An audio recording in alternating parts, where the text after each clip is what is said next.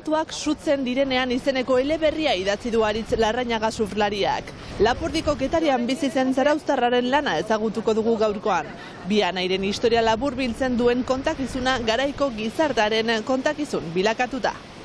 Arratsaldeon ikusentzuleok, gaurko saioan Aritz Larrañagaren azken liburua ezagutzeaz gain, Biarritzeko Agilera klinikara joango gara eta bertan instalatu dituzten baratze vertikalen berri ere izango dugu. Ongi etorri Parraldearen orenera.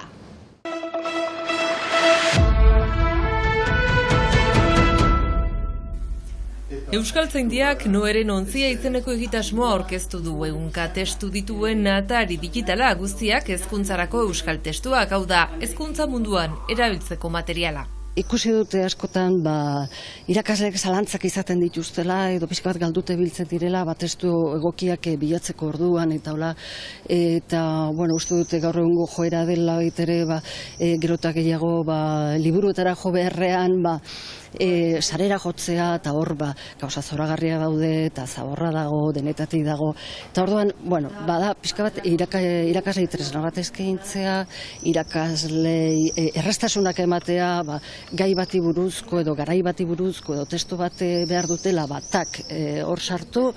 Irakasentzako tresna izan nahi du beraz, eta momentuz humanitateen arloko testuekin, 7 arlotan banatuta eta bilatzaile bati esker, mota, garai, genero eta gai ezberdinetako testuak erraz aurki daitezke. Testu bat artikula baldin bada, beste izan dadia prentsatik hartutako zerbait, edo izan dadia kanta bat, edo izan dadia panfleto bat, edo testu desberdinak. Garrantzia hautaketari eman zaio eta sorpresak eta herribitxiak ere topa daitezke. Noeren ontziak, Noek bere ontziarekin egin zuen bezala, Biblia kontatzen duenez, pixka bat nahi genuke gure idatzizko ondarearen, guri onak edo salbatza merezi dutela iruten zaizkigun testu horiek lehen planora ekartzea. Testu berriak gehituz joanen dira Noeren ontzian, denon memoria literario erkidea osatzen joateko.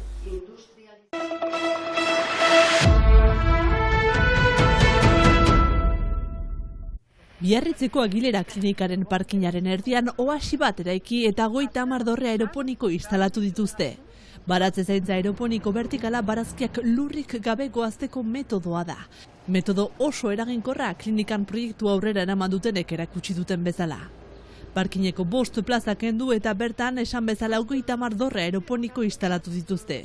Vertikalki letxugak, kuiatxoak, tomateak edo marrubiak ekoizteko. Hain zuzen, 36 bat landare jarri dituzte dorre bakoitzean.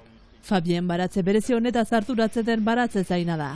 Eta azalduzunez, barazkien 80 ekoiztu daiteke hemen. Azken finean, kasik denak, salbu arboletan azten diren fruituak edo talurrean azten diren patatak adibidez. Ici, effectivement, ils sont donnés de manière Jonaka baratze vertikalen sortzaileak azaldu duenez, erroak oxigenoarekin harremanetan daude etengabe. Haiek pH eta nutrienteak kontrolatzen dituzte soilik. Et l'électroconductivité, c'est-à-dire la charge nutritive dans l'eau. Kutsadurari dagokionez, arduradunak dioenez kutsadura partikulak heltzen badira, hostoetan instalatuko dira, baina erroak babestuta daude. C'est-à-dire sur l'espace extérieur. Par contre, les racines à l'intérieur sont protégées. 15 minutuan behin, 3 minutuz erroak ureztatuak dira. Erroek behar duten ura kontsumitzen dute eta zirkuitoa etxia dagoenez ur soberakina berriz erabiltzen da. Lurreko baratzeekin galderatuta uraren 80% aurrezten dela dio baratze zainak.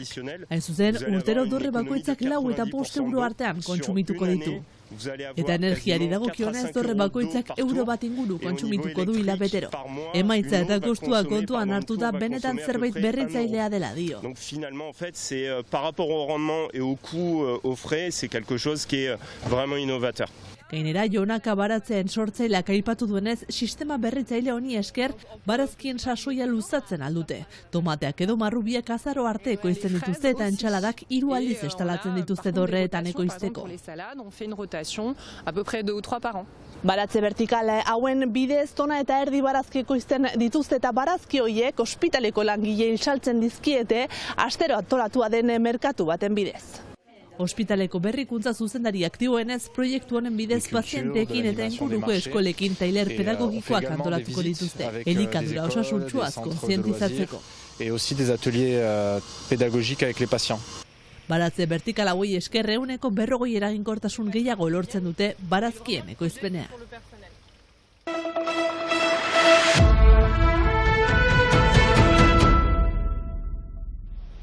Olatuak sutzen direnean Aritz Larrañagaren lehen eleberria. Iparraldeko Getarien bizi den zarauztarraren lana. Bi anairen historia laburbiltzen duen kontakizuna garaiko gizartearen kontakizun bilakatuta. Antzeko lekuan jaiotzen dira, antzeko ohitura dituzte, bakoitza bere kuadrilla du, bate agian futbola amaitu du, besteak itsasoa, eta pixkanaka aldentzen joaten dira, eta anai batek hartzen du borroka armatuaren bidea, eta besteak surflariana. Eta biei, bide horrek eramaten die bidaiatzea. Orduan, geroz eta gehiago aldentzen dira, geroz eta estenatoki urrunagoak, desberdinagoak, fikzioa ere urruntzen doazen enean handitzen doa, baina azkenean amaitzen dute biek leku berean, hasi ziran leku berean.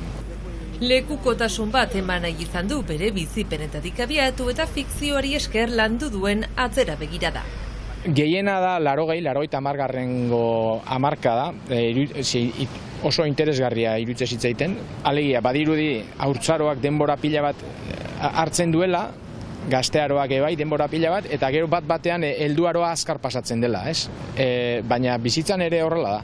Aurrera egiten dugun enean, denbora azkarrago da. 10 urte, baina 10 urte dituzunean urte bete da luzea. Eta kronologikoki izan da, naiz eta denbora edo horri gehiago hartzen ditun haurtzaroak eta gaztearoak. Drogaren mundua, borroka armatua eta surfeko astapenak bat ere ohikoa etzen garai batean. Justu garai hortan etxe aurrean nola saltza guztia zion lekuan,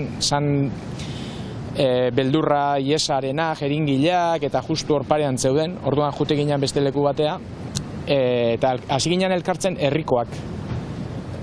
Baina berez surflariak zeuden aberatzen aldean.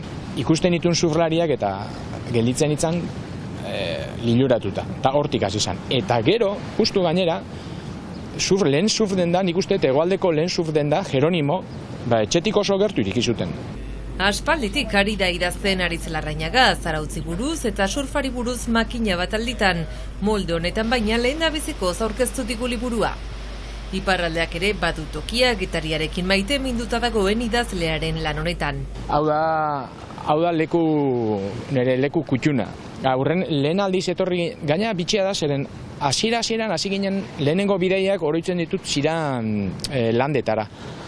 Kabretonera, Osegorrera, eta hango olatua pixkat 10 urtekin, 14, pixkat beldurra ematen ziaten, baina ona iritsi nintzenean, zanun, zer da, olatu luzeak, eskuin olatu pila bat, izugarria. Eta gero lekua bera ere zoragarria da, gaude landetatikan 10 minutura, Gipuzkoatik ere bai, lekua estrategikoa. Olatuen mugimenduak gidatutako bidaia proposatzen digu.